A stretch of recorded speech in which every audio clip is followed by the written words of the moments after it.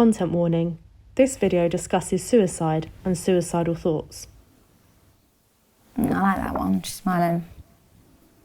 I had a lovely relationship with my mum. Nice. It's very much a mummy's girl, being the baby of the family with 3 older sisters. One very vivid memory is sitting and watching TV with her on the sofa, her watching Murder, She Wrote, me having no interest in it and just cuddling her. But I also knew that she was maybe sad, but I just thought that was normal. That's what, parents were like.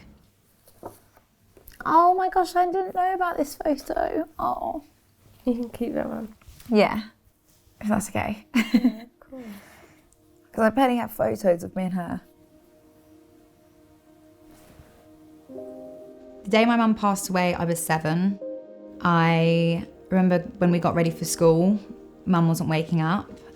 We walked to school that day and it was like any other day until one of the teachers came into the classroom and said that my neighbour was here to take me home. I had to go home, and I remember coming into the house and my dad was home.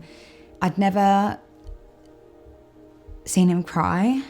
And he looked upset and I was like, "Where's Mum?" And he just said, "She's passed." And that's why she wasn't waking up that morning. The only thing I remember next is walking out into the garden and just screaming. And I later found out that she had passed from taking her own life. Someone said to me, "Why don't you write to your mum? Write to your mum, she'll listen to you." And my first entry was less than a year after she passed, and I still write in it today. I know there are some things that only a mum would know, and things that I would want to tell my mum. Yeah, it's really special to still be able to do that even though she's not here. I know that I can still share those things and kind of record bits of life and thoughts in the moment that really I would have called my mum for.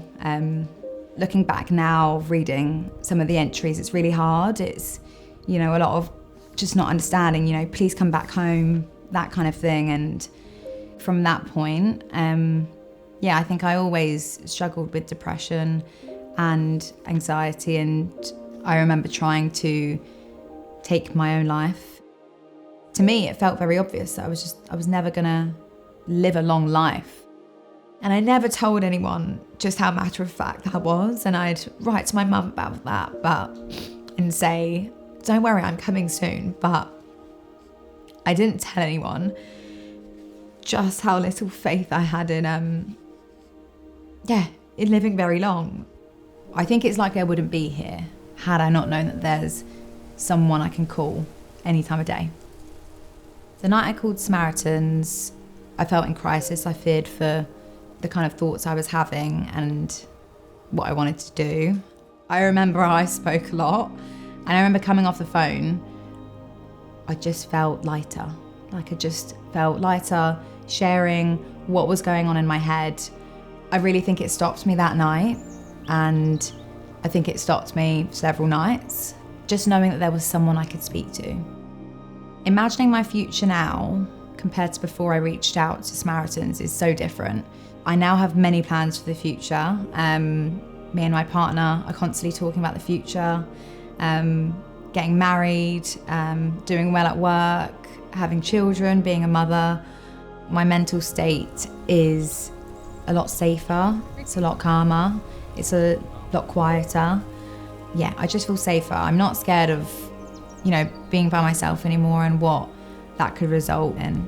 I'm very grateful to live a life now that I didn't think I'd get the chance to beforehand.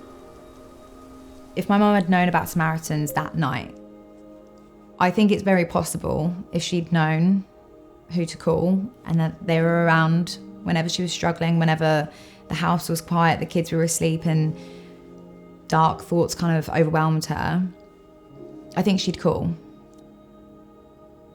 Yeah, and I think it's possible it could have saved her.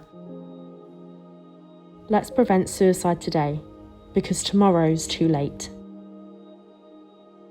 If you're finding life tough, call Samaritans free on 116 123.